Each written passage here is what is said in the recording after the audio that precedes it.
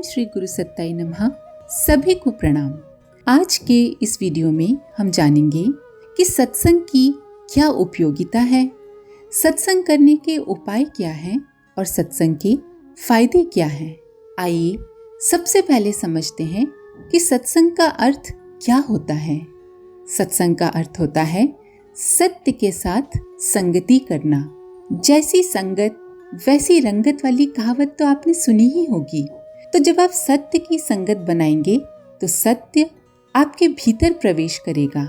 सत्संग पर एक प्रयोग अपने घर में भी करके दिखा सकते हैं। एक सफेद या हल्के पीले मटर के दाने को सौंफ वाली डिबिया में बंद करें और 15 दिन तक रख दें।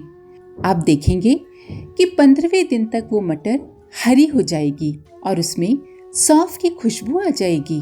अर्थात जिस तरह सौंफ की संगत ने मटर की रंगत बदल दी, ऐसे ही जिस प्रकार के व्यक्तियों के समूह में आप उठते बैठते हैं, जिस प्रकार के टीवी सीरियल फिल्म देखते सुनते हैं या जिस प्रकार के साहित्य आप पढ़ते हैं, उनके अच्छे या बुरे गुण स्वतः अनजाने में ही आपके भीतर प्रवेश करने लगते हैं।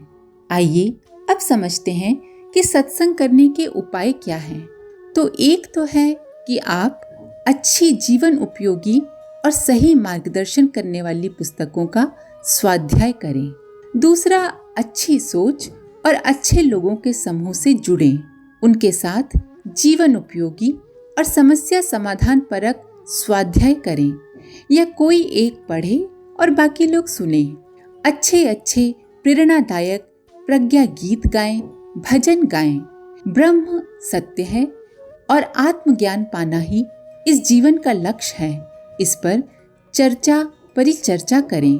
आत्म उत्थान और राष्ट्र चरित्र निर्माण हेतु योजना बनाएं और उस पर चर्चा करें। श्रेष्ठता का वर्ण करें, सत संकल्प बोलें। भली सोच और नेक नियत लोगों का संगठन बनाकर आसपास समाज सेवा की गतिविधियां चलाएं।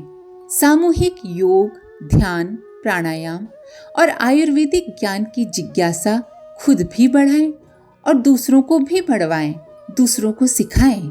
ऐसा कोई भी कार्य या साहित्य या बात जो किसी के जीवन में भी उत्कृष्ट ऊर्जा का संचार कर दे, किसी के जीवन को सही राह बता दे, बस इसी को सत्संग कहते हैं।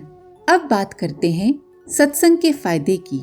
वैसे तो सत्संग के अनेक फायदे हैं, पर हम यहाँ मूल रूप से 12 फायदों के बारे में बात करेंगे।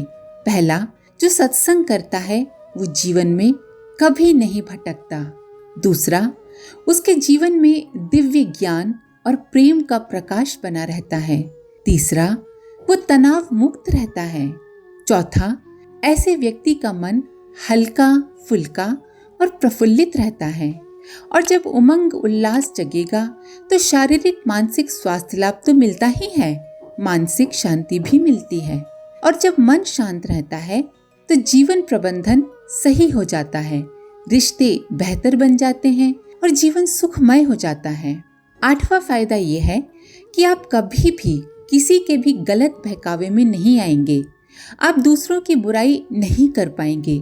जब भी ऐसा करेंगे आपको लगेगा कि आप कुछ गलत कर रहे हैं। एक और फायदा है मन का सुकून। मन शांत रहेगा तो कोई भी कार्य करने में मन लगेगा और जब आपकी आध्यात्मिक उन्नति होगी तो सर्वत्र खुशहाली ही होगी।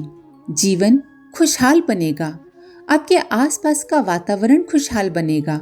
जो भी आपके संपर्क में आएगा उसको भी बहुत अच्छा लगेगा।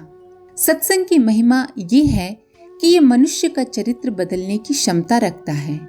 ये तो रहे सत्संग के फायदे। अब बात करते हैं कि क्या करना सत्संग नहीं है।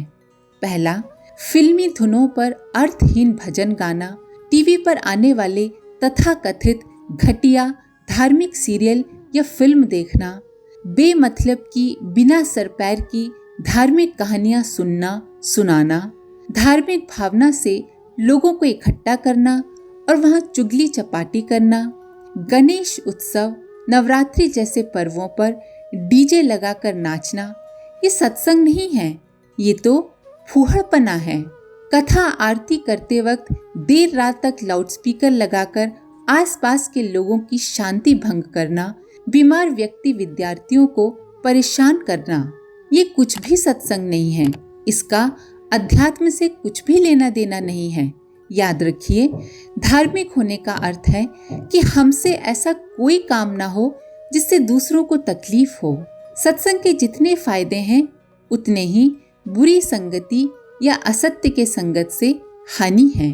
अतः संगत अच्छी पुस्तकों, अच्छी वेबसाइट, अच्छे यूट्यूब कंटेंट, अच्छे टीवी सीरियल, अच्छे फिल्मों और अच्छे लोगों की ही करना चाहिए। आज के लिए इतना ही। अपने विचार कमेंट बॉक्स में जरूर लिखें। आप सभी का धन्यवाद। ओम शांति। हमारे YouTube चैनल को सब्सक्राइब करें और बेल आइकन को दबाकर ऑल पर क्लिक करें ताकि आने वाले सभी वीडियोस की नोटिफिकेशन आपको मिलती रहे।